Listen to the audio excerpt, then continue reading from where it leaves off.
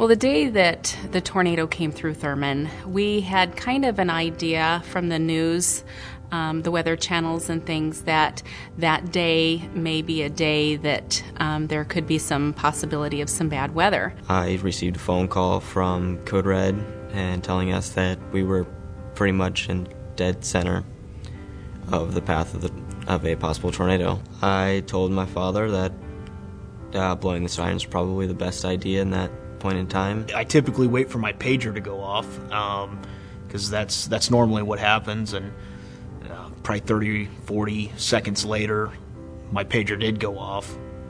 But and that's when hopped in the car and went up to the fire station and blew our tornado siren.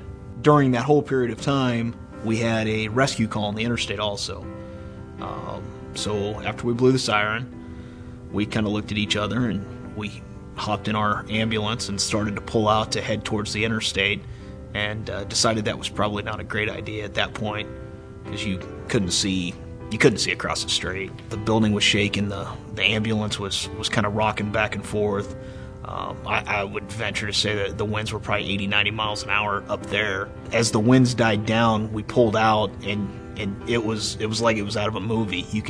There was things just that was still falling out of the sky. It was kind of hard to comprehend the magnitude of what had just happened. To be honest, you couldn't hear anything. It was quiet. It could have been a sunny day outside. You wouldn't have known the difference.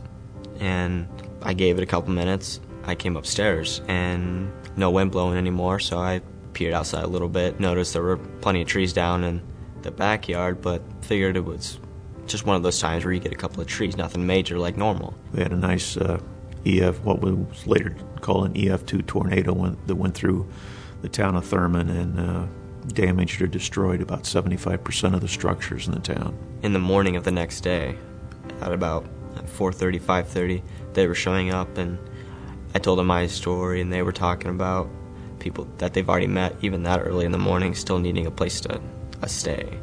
And a shelter was open about 8-9 miles away, which was great. They truly did help those families that needed it the most. When somebody's there to make sure that you've got a shelter to stay in that night, a hotel, that you've got clothes.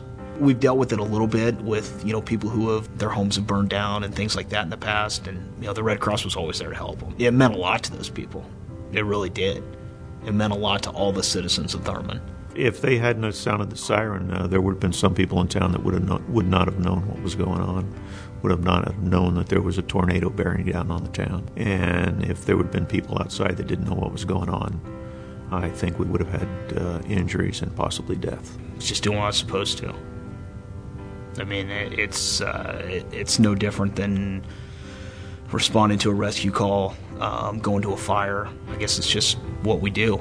We don't think of it any other way. I could be a person down the street and happen to realize there was a tornado warning and someone needed to go blow the sirens. It's just something that needs to be done. It's nothing that makes someone a hero.